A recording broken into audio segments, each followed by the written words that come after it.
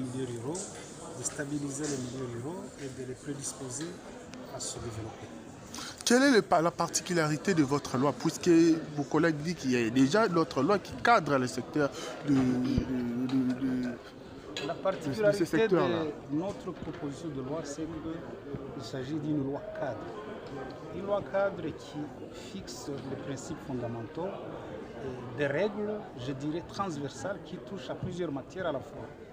C'est une loi qui, en fait, harmonise un certain nombre de dispositions, qui permet à plusieurs secteurs de la vie nationale, en milieu rural, de travailler en parfaite harmonie et qui apporte des innovations allant dans le sens de renforcer tous les secteurs de la vie nationale, ou plutôt de permettre à ce que les différents secteurs de la vie nationale en milieu rural soient au service de la population. Aujourd'hui, on constate que la population en milieu rural, c'est une population quasiment abandonnée, qui s'appauvrit, qui fuit les milieux ruraux, ça vous le savez.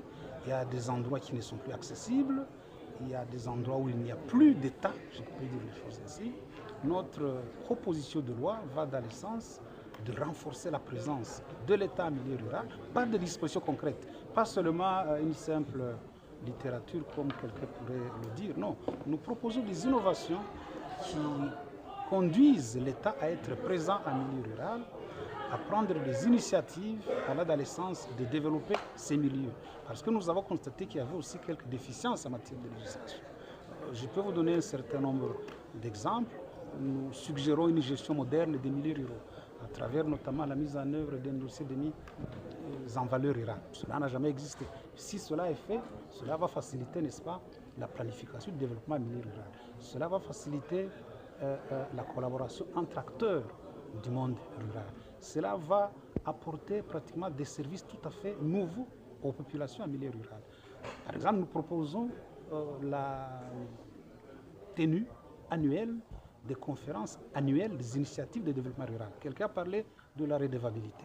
Nous voulons que les différentes entités rurales de base, notamment les territoires et les communes rurales, nous voulons que les provinces, nous voulons que l'État fasse chaque année les points de la vie en milieu rural.